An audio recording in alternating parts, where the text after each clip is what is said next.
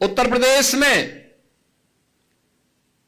बहुत दिनों से मांग होती थी एक कार्य के लिए, और वह होती थी कि कमिश्नरेट सिस्टम प्रदेश के अंदर लागू हो।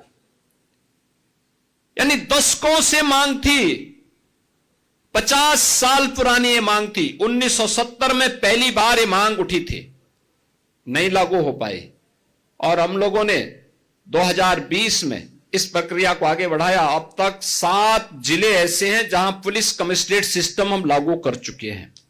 ये पुलिस की मॉडर्नाइजेशन का उसका एक पार्ट है।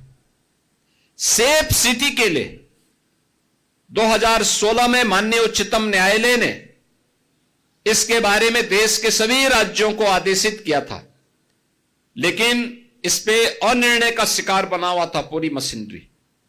हम लोगों ने आकर के आज प्रदेश के अंदर 17 म्युनिसिपल कॉर्पोरेशन को और नोएडा, ग्रेटर नोएडा को सेफ सिटी के रूप में integrated command and control centre के साथ जोड़ते हुए आज 13 लाख से अधिक सीसीटीवी कैमरे लगा करके उस पूरी की व्यवस्था को एकदम सुरक्षित बना दिया है। आज आप देखते होंगे, पहले तो अपराध होता नहीं, लेकिन अगर कहीं छिनैती या लूट की घटना घटित हो गई तो कुछ ही घंटों में अपराधी जेल के शिकंजों में होता है और लंगड़ाता हुआ चलता हुआ दिखाई देता है। यह नया प्रदेश है जो अपराध को स्वीकार नहीं करता है और अपराधियों को यह दिखाने का प्रयास भी करता है कि अगर अपराध किया तो उसकी कीमत उसे चुकानी पड़ेगी। पिछले 8 वर्ष में 2,19,000 केवल भर्ती उत्तर प्रदेश पुलिस में हुई है। 2,19,000, और मान करिए 2,19,000 से अधिक पुलिस कार्मिकों की भर्ती उत्तर प्रदेश के अंदर। अभी हाल ही में 60,244 पुलिस कार्मिकों की भर्ती हुई। आप अनुमान करिए ये 2,19,000, कई राज्यों के पास इतनी फोर्स नहीं, और इतना हम लोगों ने 8 वर्ष में भर्ती करके उत्तर प्रदेश के युवाओं के लिए नौकरी की संभावना प्रदेश के अंदर विकसित की। मुझे याद है 2017 में जब हम लोगों को पहली बार प्रदेश में हम लोगों को जब पुलिस की भर्ती करनी थी तो ट्रेनिंग कहां हो, क्योंकि भर्ती एक औपचारिकता नहीं है, इसमें ट्रेनिंग भी आवश्यक है। कहां पे ट्रेनिंग हो, यह एक चैलेंज था। हमारे पास उस समय कुल क्षमता थी 6,000 पुलिस कार्मिकों की ट्रेनिंग की, और आज मुझे बताते हुए प्रसन्नता है कि उस समय हमें जब 30,000 की पहली भर्ती हम लोगों ने निकाली थी तो ट्रेनिंग के लिए 2017 में हमें मिलिट्री के, पैरामिलिट्री के ट्रेनिंग सेंटर भी किराए पे लेने पड़े थे और अन्य राज्यों के भी ट्रेनिंग सेंटर किराए पे लेने पड़े थे। लेकिन इस समय हम लोग 60,244 पुलिस कार्मिकों की जो ट्रेनिंग दे रहे हैं, ये 60,244 पुलिस की ट्रेनिंग की क्षमता प्रदेश के अंदर विकसित किए गए ट्रेनिंग सेंटर में ये सभी पुलिस कार्मिक आज के दिन पे ट्रेनिंग ले रहे हैं।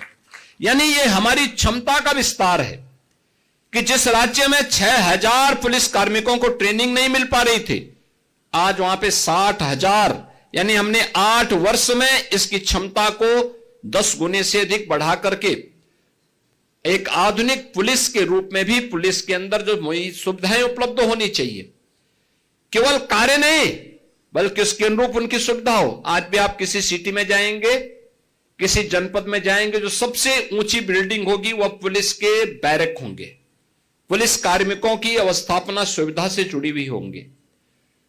18 कमिश्नरी उत्तर प्रदेश में है, हर कमिश्नरी में एक लैब हो।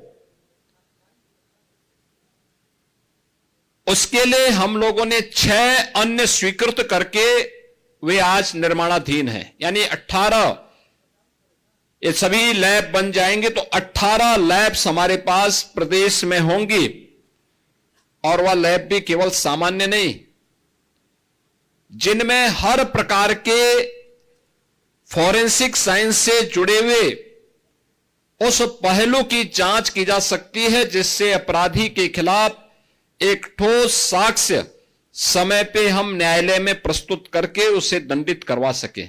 और एक पीड़ित व्यक्ति को न्याय दिला सकें।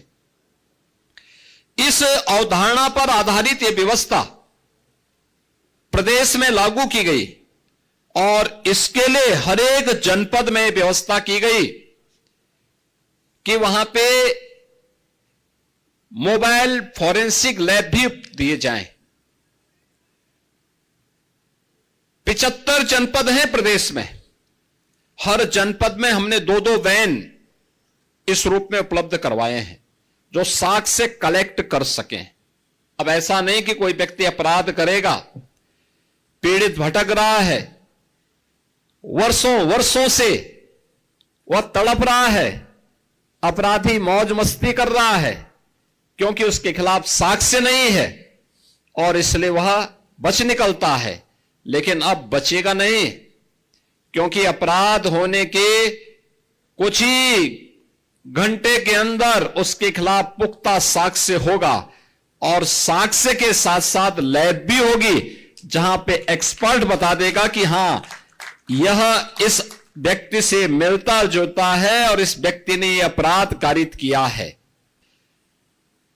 वह कोई भी इस प्रकार का अपराध हो, कहीं दुष्कर्म के मामले आते हैं, कहीं पे आतंकी घटनाएं घटित होती हैं, कहीं पे कोई फायर करके अपने लाइसेंसी असले से फायर करके किसी की हत्या करने का प्रयास करता है।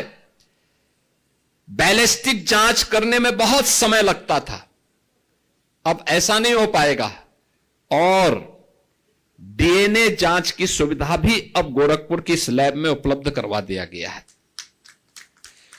कोई भी व्यक्ति अपराध करेगा तो बच नहीं निकल सकता है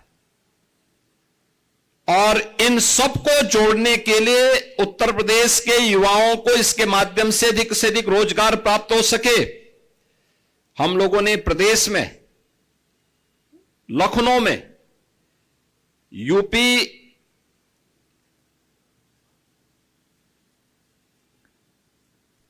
स्टेट फॉरेंसिक इंस्टीट्यूट का गठन भी किया है।